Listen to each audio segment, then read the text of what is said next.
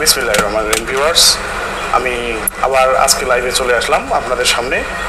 আজকের ব্রেকিং নিউজগুলো নিয়ে ইউটিউবে দেখছেন তাদের কাছে আমার রিকোয়েস্ট, আপনারা আমার ইউটিউব চ্যানেলটিকে সাবস্ক্রাইব করে দিবেন এবং পাশে থাকা বেল আইকনটি প্রেস করে দিবেন এবং ভিডিওটি শেয়ার করে দিবেন, যাতে আপনার বন্ধুরাও এই ওয়ার্ল্ডে ঘটে যাওয়া ব্রেকিং নিউজগুলো সম্পর্কে অবগত থাকতে পারে। তো ঠিক আছে, আমি শুরু করে দিচ্ছি, কথা না বাড়িয়ে আমার আজকের লাইভ সেশন। আমার লাইভ সেশনে আজকে প্রথম যে বিষয়টা দিয়ে আমি শুরু করবো, অ্যাজ ইউজুয়াল আমি আমার লাইভ সেশনটা মিডল ইস্ট বা মধ্যপ্রাচ্য দিয়ে শুরু করবো। মধ্যপ্রাচ্যের আজকের যে নিউজ আপনাদেরকে জানাবো, মূলত অবশ্যই সেটা আমাদের যে পবিত্র ভূমি আছে, সেই পবিত্র ভূমির যে যুদ্ধ পরিস্থিতি, সেই যুদ্ধ পরিস্থিতি দিয়ে আমি শুরু করবো। বলা হচ্ছে যে দখলদার বাহিনী আছে, সেই দখলদার বাহিনী রাফা মূল যে শহর আছে সেই শহরে ঢুকে পড়েছে। আজকে আমরা জানতে পেরেছি যে ঢুকে পড়েছে, এবং আমাদের যে প্রতিরোধকারী সংগঠন আছে সেই প্রতিরোধকারী সংগঠন কিন্তু ব্যাপক আক্রমণ চালাচ্ছে। আমাদের সঙ্গে যুক্ত হয়েছেন মোর্শেদ পারভেজ, ধন্যবাদ মোর্শেদ পারভেজকে আমাদের সঙ্গে যুক্ত হওয়ার জন্য। তো ব্যাপক আক্রমণ চলছে, বীরেরাও ছেড়ে কথা বলছে না। আমাদের যারা প্রতিরোধকামী সংগঠন রয়েছে তারাও ছেড়ে কথা বলছে না, তারা নতুন নতুন অস্ত্র দিয়ে আক্রমণ চালিয়ে যাচ্ছে, যেটা দখলদার বাহিনী কখনো কল্পনা করতে পারেনি। তো যা হোক, এই আক্রমণ শুরু হয়ে গেছে, অকল্পনীয় প্রতিরোধের মুখে পড়েছে দখলদার বাহিনী। একটি নিউজ আপনাদেরকে জানিয়ে দিই যে দখলদার দেশটির যারা যে সেনাবাহিনী রয়েছে, যারা রাফা শহরে যুদ্ধ করছে, তাদের এমন যে সেনাবাহিনী রয়েছে তাদের মধ্যে 900 জন সেনা সদস্যের অভিভাবক বা মা বাবারা কিন্তু একটি চিঠিতে স্বাক্ষর করে সেটা দখলদার সেনাবাহিনীর কাছে পৌঁছে দিয়েছে, এবং তারা বলেছে যে এই যুদ্ধ বন্ধ করা হোক। দখলদার দেশটির প্রধানমন্ত্রী নিজের স্বার্থের জন্য এই যুদ্ধ করছে, আমরা আমাদের সন্তানদের এই নিশ্চিত মৃত্যুর মুখে ফেলে দিতে পারি না, আমরা এখান থেকে আমাদের সন্তানদেরকে ফিরিয়ে আনার জন্য অনুরোধ করতেছি, বা এই যুদ্ধ বন্ধ করার জন্য আমরা অনুরোধ করছি। তো এই একটা তারা যে নিজেদের একটা মতামত প্রকাশ করেছে বা আর্জি তারা জানিয়েছে, কিন্তু আমার মনে হয় না দখলদার দেশটির সেনাবাহিনী এবং দখলদার দেশটির কোনো মন্ত্রী বা কোনো যে সরকার রয়েছে তারা এটিতে কান দেবে। গতকালকে দখলদার দেশটিতে একটি অনুষ্ঠান ছিল, সেই অনুষ্ঠানে দখলদার যে প্রধানমন্ত্রী রয়েছেন এবং সেনাপ্রধান সহ অন্যান্য ক্যাবিনেটের যারা মন্ত্রী রয়েছেন তারা যোগদান করেছিল, কিন্তু জনগণ সেখানে বিশেষ করে ইউফ গ্যালান্ট যিনি আছেন প্রতিরক্ষা মন্ত্রী, তেনাকে মানুষ কিন্তু অনেক তিরস্কার করেছে এবং বিভিন্নভাবে তাকে বুঝিয়ে দিয়েছে যে সে একজন হত্যাকারী। এবং এ ব্যাপারে আমরা যখন লাইভ নিউজটি দেখছিলাম তখন দেখি যে একজন আঙ্গুল তুলে তার দিকে ইশারা করে বারবার বলছিল, তুমি একজন হত্যাকারী, তুমি হত্যা করেছো, তুমি আমাদের নিরীহ মানুষদেরকে মিথ্যা যুদ্ধে পাঠিয়ে তাদেরকে হত্যা করছে এবং হত্যা করে চলেছে। তো এইভাবে নিজের দেশেই তারা কিন্তু এখন প্রোটেস্টের মুখে পড়ছে এবং তারা ভয়াবহ অবস্থার শিকার হয়েছে। এখন নিজের দেশের জনগণ তাদেরকে এভাবে বলছে। তো আরেকদিকে আপনারা জানেন প্রত্যেক দিনই দখলদার দেশটিতে বিক্ষোভ হচ্ছে, লক্ষ লক্ষ মানুষ এই বিক্ষোভে অংশগ্রহণ করছে। তার এই আন্দোলন চলছে, তারা বলছে যে দখলদার দেশটির প্রধানমন্ত্রী নিজের ক্ষমতা টিকিয়ে রাখার জন্য তার বিরুদ্ধে যে দুর্নীতির মামলাগুলো আছে এগুলো থেকে নজর সরানোর জন্য এই আন্দোলনটা, এই যুদ্ধটা চালাচ্ছে, এবং এই যুদ্ধটা অর্থহীন। তিনি কিন্তু যুদ্ধে যারা জিম্মি রয়েছে সেই জিম্মিদের কথা মোটেও চিন্তা করছেন না, তিনি শুধু নিজের ক্ষুদ্র স্বার্থের কথা চিন্তা করেই এই যুদ্ধটা তিনি চালিয়ে যাচ্ছেন। তো যা হোক, এখন আরেকটি বিষয় আপনাদেরকে জানাই যে একটি অঞ্চলটির নাম হচ্ছে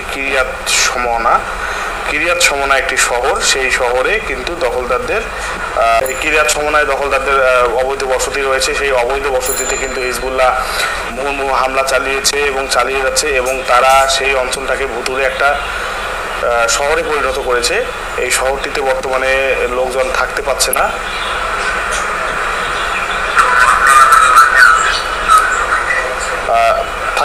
এবং তারা সেই শহর ছেড়ে চলে গেছে। এবং হিজবুল্লাহ বলছে যে যতদিন পর্যন্ত দখলদাররা পবিত্র ভূমিতে হামলা অব্যাহত রাখবে ততদিন পর্যন্ত কিন্তু এই হামলা আমরাও চালিয়ে যাব, আমরাও থেমে থাকবো না বলে তারা হুঁশিয়ারি দিয়েছে এবং বলেছে যে দক্ষিণ যে অঞ্চল আছে দখলদার দেশটির কিরিয়াত সমনা সহ অন্যান্য যে শহরগুলো রয়েছে সেই শহরে কাউকে তারা ফিরতে দিবে না বলে তারা জানিয়েছে। তো যা হোক, এখন দেখা যাক হিজবুল্লাহ প্রতিরোধ চলছে। গতকাল লেবাননের রাজধানী বৈরুতে একটি অনুষ্ঠানে হিজবুল্লাহ প্রধান হাসান নাসরুল্লাহ তিনি বলেছেন যে দখলদার দেশটি বলছে যে তাদের 600-র মতো সেনা নিহত হয়েছে, কিন্তু প্রকৃতপক্ষে সেই সংখ্যা 1500-র উপরে বলে তিনি ঘোষণা করেন। যদিও এই তথ্যতে উনি ক্লিয়ার করেননি যে 7ই অক্টোবর যে হামলাটা হয়েছিল সেই হামলায় নিহত সেনা সহ 1500 সেনা নাকি এই সেনা বাদে 1500 সেনা, অর্থাৎ সেদিন যে 247 জন নিহত হয়েছিল এই 247 জন বাদে 1500 সেনা নিহত হয়েছে নাকি এই 247 জন সহ 1500 সেনা নিহত হয়েছে, তিনি এই বিষয়টি ক্লিয়ার করেননি। তো যা হোক, হিজবুল্লাহ তাদের হামলা চালিয়ে যাচ্ছে। এদিকে ইরাকি রেজিস্ট্যান্স যে ফোর্স রয়েছে তারা দখলদার দেশের দক্ষিণাঞ্চলে কামিকাজি ড্রোন দিয়ে হামলা চালিয়েছে। কামিকাজি ড্রোন আপনাদেরকে বলি, এই যে আন্দোলনটা, এই যে আক্রমণটা চলছে, ইরাকি রেজিস্ট্যান্স হামলা চালিয়েছে কামিকাজি ড্রোন দিয়ে। যেই ড্রোনের হামলা কিন্তু তারা ঠেকাতে পারেনি এবং দখলদার দেশটিতে যে আমাদের মুক্তিকামী সংগঠনগুলো আছে যাদের নাম আমরা নিতে পারি না, তা সেই মুক্তিকামী সংগঠনগুলোর হামলাও কিন্তু প্রতিনিয়ত চলছে। বলা হচ্ছে যে তারা রকেটের ব্যারেজ নিক্ষেপ করেছে এবং সেই রকেটের কারণে আমি যে নিউজটা কালকে দেখলাম আল জাজিরা, সেখানে দেখলাম যে ইসরায়েলিদের ঘরবাড়ি ফুটো হয়ে সেই রকেট ঢুকে যাচ্ছে এবং সেখানেও কিন্তু অনেক আহত নিহত হচ্ছে। আমি কিন্তু অলরেডি দেশটির নাম বলে ফেলেছি, নামটা বলা ঠিক হয়নি কারণ এই নামটা আমি বলতে পারি না, কারণ তারা ইন্টারনেটে এমনভাবে সেন্সর দিয়ে রেখেছে যে আপনারা বা আমরা যখনই এই দেশটির নাম উচ্চারণ করি বা দেশটি সম্পর্কে কথা বলতে চাই তখন কিন্তু এটা সেন্সর হয়ে যায় এবং এটা অটোমেটিক সেটাকে ব্লক করে দেওয়া হয়, এ ধরনের একটা অবস্থা। তো এই অবস্থার কারণে আমরা কিন্তু এই দখলদার দেশটির নাম নিতে পারি না বা দখলদার দেশটির ব্যাপারে কোনো কিছু বলতে পারি না বা আমাদের যে প্রতিরোধ সংগঠনগুলো আছে এগুলোর নাম আমরা বলতে পারি না। তো যা হোক, তারা বলছে যে এই যে যুদ্ধের মাস্টার মাইন্ড, অর্থাৎ এই যে 7ই অক্টোবর যে হামলা হয়েছিল, এই হামলার মাস্টার মাইন্ড হচ্ছে সিনওয়ার। তিনি একজন যোদ্ধা এবং তিনি হাসিনা বেগম আমাদের সঙ্গে যুক্ত হয়েছেন, আমাদের নিয়মিত দর্শক। ধন্যবাদ হাসিনা বেগমকে আমাদের সঙ্গে যুক্ত হওয়ার জন্য। তো সামিউল্লাহ সিনওয়ার যিনি আছেন, ইনি হলেন আমাদের প্রতিরোধ সংগঠনের যে সামরিক শাখা আছে সেই সামরিক শাখার প্রধান, এবং বলা হচ্ছে যে 7ই অক্টোবর হামলার জন্য তিনি দায়ী।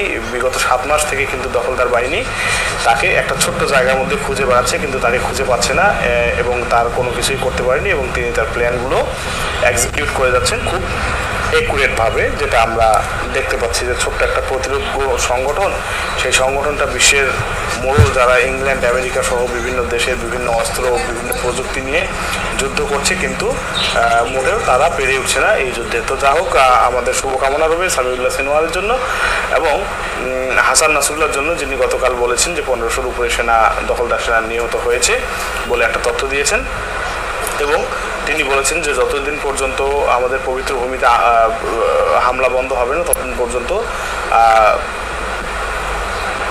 হিজবুল্লাহ হামলা চালিয়ে দেবে, হামলা বন্ধ করবে না। তো যা হোক, এখন আরও দখলদার যারা আছে দখলদারদের উপরে এবং তারা যে আমাদের পবিত্র ভূমিতে আক্রমণ করছে সেখানে এবং দখলদার দেশটিতে দুটি জায়গাতেই কিন্তু এখন পর্যন্ত যে হামলাগুলো আমরা বিগত দিনে দেখে এসেছি সেই হামলাগুলো কিন্তু এতটা অ্যাকুরেট ছিল না, কিন্তু এখন যে হামলাগুলো হচ্ছে সেটা টু দ্য পয়েন্ট, যে একদম যে পয়েন্টে তারা এগুলোকে টার্গেট করছে সেই টার্গেট বেস আক্রমণগুলো একদম পারফেক্টলি হিট করছে আমরা দেখতে পাচ্ছি। তো যা হোক, শুভকামনা রইবে বীরদের জন্য, শুভকামনা রইবে আমাদের পবিত্র ভূমির জন্য, যেন আমরা এই পবিত্র ভূমিটাকে এই আন্দোলনের মাধ্যমে স্বাধীন করতে পারি। আরেকটা বিষয়, দুঃখজনক ঘটনা, গতকালকে আমাদের পবিত্র ভূমির যে স্বাস্থ্য মন্ত্রণালয় রয়েছে তারা বলেছে এ পর্যন্ত যুদ্ধে 34,197 জন নিরীহ আমাদের প্যালেস্টিনিয়ান শহীদ হয়েছেন। সেই শহীদের মধ্যে 70% রয়েছে নারী ও শিশু। তো যা হোক, এই একটা নির্দয় অবস্থা চলছে। এদিকে আমি একটু আমেরিকার একটা বিষয় নিয়ে আলোচনা করতে চাই। আমেরিকার একজন সিনেটর তিনি বলেছেন যে যে পবিত্র ভূমিতে হামলা চলছে, সেই পবিত্র ভূমিতে নিরীহ মানুষ যারা রয়েছে তাদের জন্য খাদ্য না পাঠানো উচিত ছিল পারমাণবিক বোমা। অর্থাৎ তিনি বলতে চেয়েছেন যে দখলদার দেশটির পক্ষে সেখানে পারমাণবিক বোমা ফেললে হয়তো এতদিনের যুদ্ধ থেমে যেত। একটা সো কল্ড অর্থাৎ তথাকথিত সুপার পাওয়ার, বিশ্ব মোড়ল বা আপনারা যাই বলেন যে গণতন্ত্রের ধ্বজাধারী একটি দেশের যখন একজন সিনেটর এই কথা বলে তখন এটা খুবই দুঃখজনক যে আসলে এইভাবে মানে নিরীহ মানুষের উপর বোমা ফেলা বা একটা পারমাণবিক বোমা ফেলে যুদ্ধ শেষ করার চিন্তা করা, এটা আসলে ভয়াবহ চিন্তা এবং বিকৃত মানসিকতার বহিঃপ্রকাশ বলে আমরা মনে করি। গতকালকে তিনি এই কথাটা বলেছেন আমেরিকার একটি অনুষ্ঠান যাকে বলা হয় মিট দ্য প্রেস। এই মিট দ্য প্রেস অনুষ্ঠানে তিনি সাংবাদিকদের প্রশ্নের উত্তর দেওয়ার সময় তিনি এই কথাগুলো বলেছেন, যেগুলো সারা বিশ্বের সকল মুসলমানদের কলিজার মধ্যে আঘাত করেছে যে পারমাণবিক বোমা মেরে সেই যুদ্ধটা তারা বন্ধ করতে চাচ্ছে এখন। তো যা হোক, আমি যারা বিশ্বের বিবেকবান মানুষ রয়েছে তাদের কাছে আমার আবেদন থাকবে যে এই ধরনের মানে হঠকারী কথাবার্তা, এই ধরনের হঠকারী বিষয় যারা পরিচালনা করে তাদের বিরুদ্ধে শাস্তিমূলক ব্যবস্থা গ্রহণ করতে হবে সারা পৃথিবীর সকল মানুষকে। এবার একটু তুরস্কের দিকে চলে যাই। তুরস্কে গতকালকে দুই দেশের প্রধানমন্ত্রী একসঙ্গে একটা প্রেস কনফারেন্স করছিলেন ইস্তাম্বুলে, তুরস্কের রাজধানীতে। সেখানে তুরস্কের যে প্রেসিডেন্ট রয়েছেন রজব তাইয়েব এরদোগান এবং গ্রিসের প্রেসিডেন্ট একসঙ্গে সংবাদ সম্মেলন করছিলেন। সেখানেই কোনো এক সময় আমাদের প্রতিরোধকামী সংগঠন ওই যে সংগঠনের নাম হলো মাস, এই প্রতিরোধ সংগঠনকে গ্রিসের প্রধানমন্ত্রী সন্ত্রাসী হিসেবে আখ্যা দিয়েছিল। সঙ্গে সঙ্গে কিন্তু রেসেপ তাইয়েপ এরদোগান প্রোটেস্ট করে বলে ওই যে মাস, এই সংগঠনটি সন্ত্রাসী সংগঠন নয়, এটি একটি মুক্তিকামী সংগঠন। এবং যখন আপনারা বলেন বা অর্থাৎ তিনি পশ্চিমা মিডিয়াকে টার্গেট করে বলেন যে যখন আপনারা ওই যে মাসকে বলেন যে সন্ত্রাসী সংগঠন, তখন কিন্তু এটা আমাদের কলিজার মধ্যে আঘাত করে। আমি নিজেও বলতে চাই তারা একটা প্রতিরোধকামী সংগঠন। এবং এই মুহূর্তে যখন আমি কথা বলছি তখন তুরস্কের বিভিন্ন হসপিটালে কিন্তু 1000-এর অধিক ওই যে মাস সংগঠনের যোদ্ধারা চিকিৎসারত অবস্থায় রয়েছে। এদিকে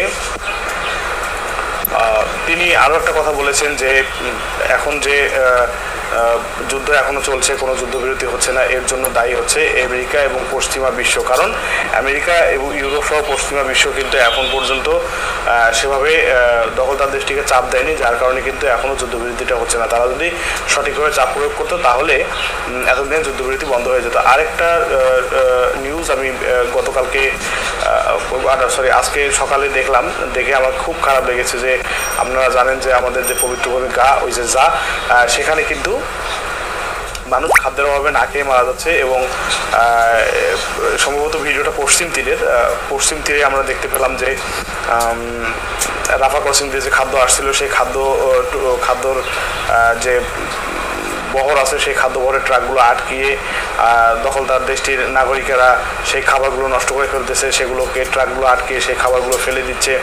তো একখানে যখন দুর্ভিক্ষ চলছে, মানুষ না খেয়ে মারা যাচ্ছে, সেখানের মানুষের জন্য যে খাবারটা যাচ্ছে সেই ট্রাকগুলোকে আটকিয়ে লাঞ্ছিত করা এবং তাদের খাবারগুলো ফেলে দেওয়া, তাদের খাবারগুলো নষ্ট করে ফেলা, এগুলো আসলে বিকৃত মানসিকতারই বহিঃপ্রকাশ বলে আমরা মনে করি। আর আমরা জানি, আমরা যারা মুসলিম জাতি রয়েছি তারা আমরা জানি যে দখলদার দেশটি বা দখলদার জাতিটি এগুলো কিন্তু সারা জীবনই নাফরমান এবং সারা জীবনই আল্লাহর পক্ষ থেকে তারা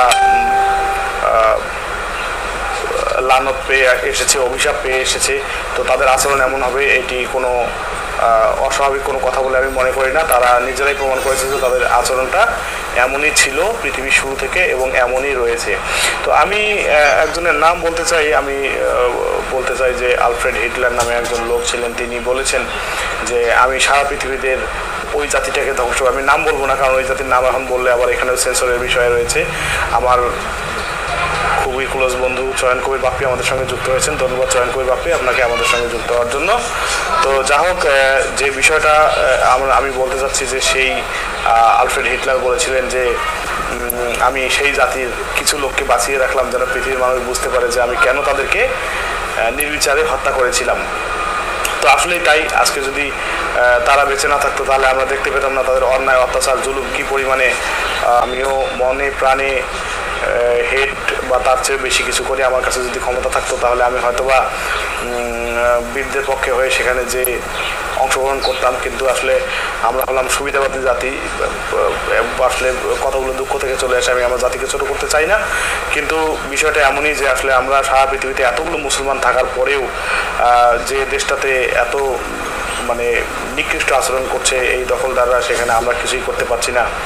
তো যা হোক, এই জন্য নিজেদের প্রতি মাঝে মাঝে ঘৃণা আমার চলে আসে যে আমরা কীভাবে এটা সহ্য করছি, দেখে শুধু চোখে পানি ফেলছি, শুধু কথা বলছি, কিন্তু যা করার তা আমরা করছি না। শুধুমাত্র মানে চোখে পানি ফেলেই আমরা আমাদের দায়িত্ব পালন করা শেষ করে ফেলতেছি। এই কারণেই কিন্তু পৃথিবীতে এত কোটি কোটি মুসলমান থাকার পরেও মাত্র 80 লক্ষ বা সামথিং লাইক দ্যাট, মোর দেন 80 লক্ষ বা অ্যারাউন্ড 18 লাখ এরকম কয়েকটা লোক মিলে একটা মুসলিমদের সভ্যতা, একটা মুসলিমদের যে প্রথম কেবলা, সেটা ধ্বংস করে ফেলছে। আমরা কিছুই করতে পারছি না, আমরা দেখে শুধু ছি করছি। কিন্তু এই ছি করার কোনো মানে হয় কি না, এটা আপনাদের কাছে আমার প্রশ্ন রইল, বা এটা সবার বিবেকের কাছে আমার প্রশ্ন রইল। তো যা হোক, এই একটা বিষয় যখন হচ্ছে তখন আমি আরেকটু চলে যাব হলো রাশিয়া ইউক্রেনের দিকে। রাশিয়া ইউক্রেনে হামলার মধ্যে গতকালকে ইউক্রেন কিন্তু রাশিয়ার ভূখণ্ডে প্রায় 51টির মতো মিসাইল হামলা করেছে, যেগুলো ইন্টারসেপ্ট করার দাবি করেছে রাশিয়া। তো যা হোক, রাশিয়া ইন্টারসেপ্ট করার কথা বলেছে এবং রাশিয়া বাহিনী বলেছে তারা দনেস্ক এবং লুহানস্কে বিভিন্ন এলাকায় প্রচুর আক্রমণ চালাচ্ছে, এবং উল্টা দিকে যে ইউক্রেনিয়ান বাহিনী রয়েছে তারা বলছে যে তারাও লুহানস্ক এবং দোনেস্কের অনেক অঞ্চল ঘিরে ফেলেছে, অনেক শহর ঘিরে ফেলেছে। সেখানে ঘিরে তারা বলছে যে দোনেস্ক এবং লুহানস্কের অনেক কয়েকটি শহর ইউক্রেনিয়ান বাহিনী ঘিরে ফেলেছে এবং সেখানে তারা আক্রমণ চালাচ্ছে এবং তারা এই শহরগুলো জয়ের ব্যাপারে আশাবাদী। এই রকম একটা বিষয় এখন চলছে। তো এর পাশাপাশি একটি চক্রান্তের কথা আপনাদেরকে আমি জানিয়ে দিই যে আপনারা জানেন যে ফিলিস্তিনের দুটি অংশ, একটি গাজা এবং আরেকটি রয়েছে পশ্চিম তীরকে শাসন করে পিআই অর্থাৎ প্যালেস্টাইন অথরিটি, এবং আর যে গাজা রয়েছে সেটা শাসন করে হামাস নামে একটি সংগঠন। তো এই যে রাফা ক্রসিংটা রয়েছে সেটা হলো গাজা স্ট্রিপের মধ্যে অবস্থিত, মিশরের সীমান্তের কাছে। তো এই জায়গাটাতে দখলদাররা চাচ্ছে যে পিআইকে সংযুক্ত করা, অর্থাৎ তারা চাচ্ছে যে পিআই এই জায়গাটা নিয়ন্ত্রণ করবে। অর্থাৎ আমরা বুঝতে পারছি যে এই জায়গাটা যদিও তারা দখল করে রেখেছে, কিন্তু এই জায়গাটার নিয়ন্ত্রণ তারা নিতে পারছে না, কারণ এই জায়গার নিয়ন্ত্রণ হাতে রাখা আর আগুনকে হাতে রাখা একই অবস্থা। কারণ আপনারা জানেন যে দখলদার দেশটিকে প্রথম যে দেশ সমর্থন দিয়েছিল এবং যে চুক্তির মাধ্যমে দখলদার দেশটি এখন পর্যন্ত টিকে আছে, সেই ক্যাম্প ডেভিড চুক্তি যে করেছিল মিশর, সেই মিশরের আশ্রয় প্রশ্রয়ে কিন্তু দখলদার দেশটি এতদূর পর্যন্ত আসতে পেরেছে বা এতদিন পর্যন্ত সিকিউরড রয়েছে। কিন্তু এখন মিশর যখন ঘোষণা করেছে যে আমরা আন্তর্জাতিক আদালতে দক্ষিণ আফ্রিকা যে মামলা চালাচ্ছে সেখানে আমরা দক্ষিণ আফ্রিকাকে সাহায্য করব, অর্থাৎ মিশর এখন দক্ষিণ আফ্রিকাকে সাহায্য করবে। এর আগে তুরস্ক বলেছে তারা সাহায্য করবে, এবং আমাদের জন্য খুশির খবর, আমাদের দক্ষিণ এশিয়ার একটি ছোট্ট দেশ মালদ্বীপ, তারাও বলেছে। মেহেদি আহমেদ আমাদের সঙ্গে যুক্ত হয়েছেন, ধন্যবাদ মেহেদি আহমেদকে আমাদের সঙ্গে যুক্ত হওয়ার জন্য। তো আমাদের ছোট্ট একটি দেশ মালদ্বীপ, মুসলিম দেশ, তারাও বলেছে যে তারা দক্ষিণ আফ্রিকা যে আন্তর্জাতিক অপরাধ আদালতে যে দখলদার দেশটির বিরুদ্ধে যে মামলা করেছে সেই মামলায় তারাও সাহায্য করবে। এবং আরও কিছু দেশ যেমন রয়েছে যে আরব আমিরাতের মতো দেশও ঘোষণা দিয়েছে তারাও দক্ষিণ আফ্রিকাকে সাহায্য করবে। তো ধীরে ধীরে দলটা ভারী হচ্ছে। যদি তুরস্ক, মালদ্বীপ, মিশর এবং আরব আমিরাত চলে আসে দক্ষিণ আফ্রিকাকে সাহায্য করতে আন্তর্জাতিক আদালতে দখলদার দেশটির বিরুদ্ধে যে মামলা চলছে সেই মামলায়, তাহলে আসলে অনেক বড় প্রাপ্তি হবে। এবং আপনারা জানেন যে গ্রেপ্তারি পরোয়ানা জারি হই করে হচ্ছে না, সেটা খুব দ্রুতই হয়ে যাবে। তো অবস্থা মোটামুটি আমি দেখছি যে বীরেরা কখনো হার মানে না, তারা মরলে তো শহীদ, বাঁচলে গাজী, এই সত্যের ভিত্তিতেই কিন্তু তারা লড়াইটা চালিয়ে যাচ্ছে। তো যা হোক, আর গতকালকে বাংলাদেশের একটি চ্যানেল, আমি চ্যানেলটার নাম বলতে চাই না, সেই চ্যানেলে একটা নিউজ দেখলাম যে আমাদের যে ফিলিস্তিন রয়েছে, সেই ফিলিস্তিনের একজন ছাত্র ঢাকা বিশ্ববিদ্যালয়ে পড়তেন, তিনি এই বছরই তার বিয়ে হওয়ার কথা ছিল এবং সে গিয়েছিল তার যে বাসস্থান ওই যে যায়, সেখানে যে দেখে সে বাড়ি তৈরি করেছিল, সেই বাড়িটি দখলদার বাহিনী ভেঙে দিয়েছে এবং তার যে স্বপ্ন সেটাও ভেঙে গিয়েছে। সে বাংলায় সেই রিপোর্টটা করছিল বা বাংলায় পুরো ঘটনাটা দেখাচ্ছিল যে কোথায় তার বাড়িটা ছিল, কোথায় বাজার ছিল, এভাবে দেখাচ্ছিল। তো দেখতে দেখতে আমি তার বাংলাগুলো শুনছিলাম আর ভাবছিলাম যে আসলে তারা সারা পৃথিবীতে রিফিউজি অবস্থায় রয়েছে। পৃথিবীর প্রত্যেকটা দেশেই আপনি হয়তো বা কোথাও না কোথাও এই ফিলিস্তিনিদেরকে পাবেন। তো যা হোক, এই অবস্থায় নিজের কাছেও অনেক কষ্ট লাগে যে একটা জাতি আজ প্রায় 70-75 বছর ধরে স্ট্রাগল করে যাচ্ছে, কেউ তাদেরকে হেল্প করার মতো কেউ নাই। অথচ আরব বিশ্বে আমরা দেখতে পাচ্ছি যে ক্যাটারিং সার্ভিস, ভোগবিলাস, নারী, মদ, নেশা ইত্যাদি ইত্যাদি, মানে তারা ভোগবিলাসে লিপ্ত হয়ে গেছে। কিন্তু তারই এক ভাই যে পড়ে পড়ে মার খাচ্ছে, অভিশপ্ত এক জাতির মানুষের কাছে, সেটা কারো দিকে কোনো ভ্রুক্ষেপ নেই। তো যা হোক, আমি আল্লাহর কাছে দোয়া করি যেন এই অবস্থার পরিবর্তন হয়। এবারে আমি চলে যাবো পাকিস্তানে। আজকে পাকিস্তানের সাবেক প্রধানমন্ত্রী ইমরান খানের যে মামলা রয়েছে আল কাদের ট্রাস্ট, সেটার জন্য সেই মামলার শুনানি হবে সুপ্রিম কোর্টে এবং সেখানে কিন্তু ইমরান খানকে উপস্থিত করার কথা ছিল, কিন্তু আডিয়ালা জেল অর্থাৎ ফয়সালাবাদ যে জায়গাটা রয়েছে, সেই জায়গার যে সরকারি প্রশাসন রয়েছে তারা বলছে যে এখানে নিরাপত্তার হুমকি রয়েছে, তাই ইমরান খানকে আদালতে নিয়ে যাওয়া সম্ভব হবে না। পরে আদালত রায় দেয় যে তাকে ভিডিও কনফারেন্সের মাধ্যমে যুক্ত করা হোক, কিন্তু সেখানেও তারা টালবাহানা শুরু করে এবং তারা বলছে যে ইন্টারনেটের অবস্থা এখন খারাপ, ইন্টারনেট এখন প্রোভাইড করা সম্ভব হচ্ছে না, এই কারণে এখন ভিডিও কনফারেন্সের যে মাধ্যমে যে ইমরান খানের পেশি বা আদালতে উপস্থিত সেটাকে বাতিল করা হোক। তো এটা একটা বাহানা মাত্র, কারণ আমরা দেখতেই পাচ্ছি যে ইমরান খানকে একটা ঝলক দেখার জন্য দেশ পাকিস্তানের মানুষ অধীর আগ্রহে অপেক্ষা করছে। সেই অবস্থা থেকে কিন্তু সরকার বারবারই চেষ্টা করছে যাতে ইমরান খানকে জনসম্মুখে আনা না হয় বা তার চেহারা বা তার ছবি কেউ দেখতে না পারে। এদিকে ইমরান খানের যে পার্সোনাল সেক্রেটারি ছিল, তিনি বর্তমানে এখন আমেরিকায় আছেন, তার নাম হচ্ছে ডক্টর শাহবাজ গিল। তো শাহবাজ গিলের একটা ব্লগ আমি দেখছিলাম, সেখানে তিনি বলছেন যে ইমরান খানের জীবনের অনেক ঝুঁকি রয়েছে এবং তাকে হত্যা করার পরিকল্পনা করা হয়েছে, যেমনটা আমাদের অবিসংবাদিত নেতা শেখ মুজিবুর রহমানকে করা হয়েছিল। এই কথাটা তিনি স্পষ্টভাবে উল্লেখ করেছেন। শোনার পরে আমার অনেক ভালো লাগলো যে কেউ না কেউ এখন স্বীকার করছে যে আসলেই আমাদের সাথে কত বড় অন্যায়গুলো করা হয়েছে। তো এটা ভালো, এটা আমাদের জন্য ভালো বিষয়, যদিও যে আমাদের যে এতদিনের যে একটা প্রত্যাশা যে আমাদেরকে স্বীকৃতি দেওয়া হোক, আমাদের সাথে অন্যায় করা হয়েছে, আমাদের কাছে ক্ষমা চাওয়া হোক, এটা পাকিস্তানিরা করছিল না। তো এই অবস্থা থেকে ধীরে ধীরে বের হয়ে আসছে যে আমরা দেখতে পাচ্ছি যে আগামী দিনে ক্ষমতায় অবশ্যই ইমরান খানই আসবেন, ইমরান খান ছাড়া অন্য কাউকে আমরা দেখতে পাচ্ছি না। আর যদি ইমরান খান আসে, অবশ্যই ইমরান খান ক্ষমা চাইবেন বাংলাদেশের কাছে এবং অবশ্যই সেনাবাহিনীকেও কিন্তু বাংলাদেশের কাছে ক্ষমা চাইতে হবে এই আচরণের কারণে, যা তারা 1971 সালে আমাদের সঙ্গে করেছিল। তো যা হোক, আমি যখন রিপোর্টটা দেখছিলাম তখন আমার কাছে ভালো লাগছিল যে অ্যাটলিস্ট কেউ তো স্বীকার করলো যে আমাদের সাথে অন্যায় হয়েছিল।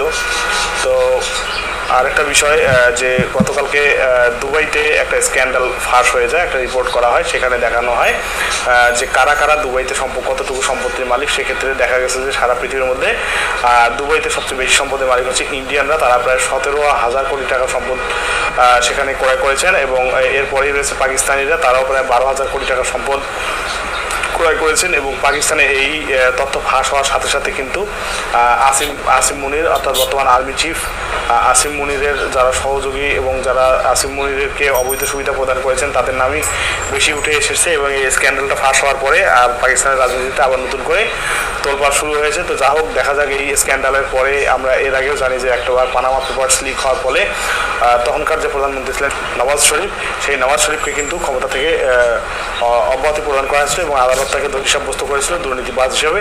এবারের যে রিপোর্ট প্রকাশ পেয়েছে সেখানে কিন্তু অনেক আমলা, অনেক এমপি, মন্ত্রী, ডিএসপি, এসপি ইত্যাদি ইত্যাদির নাম চলে এসেছে। তো দেখা যাক কী হয়। এই যে প্রত্যেকটা স্ক্যান্ডালেরই একটা এফেক্ট থাকে, তো এবারের স্ক্যান্ডালটা কী এফেক্ট হয় সেটাই এখন দেখার বিষয়। এছাড়াও বর্তমান যে সরকার রয়েছে এবং এই বর্তমান সরকারের যে আগের মেয়াদ তারাও এরাই ছিল, তো এদের দুর্নীতিগুলো ধীরে ধীরে ফাঁস হয়ে যাচ্ছে এবং এই তত্ত্বাবধায়ক সরকার যে ছিল কাকার সাহেব, এই কাকার সাহেবের দুর্নীতিও কিন্তু অনেকটাই ফাঁস হয়ে গেছে। তো আগামী দিনের দিকে তাকিয়ে দেখা যাক পাকিস্তানে মনে হয় আবার একটা চেঞ্জ আসতে যাচ্ছে। আমরা যারা বিশ্লেষণ করি বা আমরা খবরগুলো যারা সংগ্রহ করি তারা বুঝতে পারছি যে একটা চেঞ্জ কিন্তু পাকিস্তানের রাজনীতিতে আসতে চলেছে। মনে হচ্ছে যে ইমরান খান আবার পাকিস্তানের রাজনীতিতে আসতে যাচ্ছেন, যদিও সেনাবাহিনী চেয়েছিল, আমেরিকা চেয়েছিল তাকে মাইনাস করতে, কিন্তু জনগণের ক্ষমতা যার সাথে রয়েছে তাকে মাইনাস করা খুব একটা সহজ নয়। তো যা হোক, আজকে আমি আমার বক্তব্য আমার আলোচনা এখানেই শেষ করছি। আপনারা ভালো থাকবেন, ইনশাল্লাহ আবার দেখা হবে আগামীকাল। সে পর্যন্ত সবাই ভালো থাকবেন। আল্লাহ হাফেজ।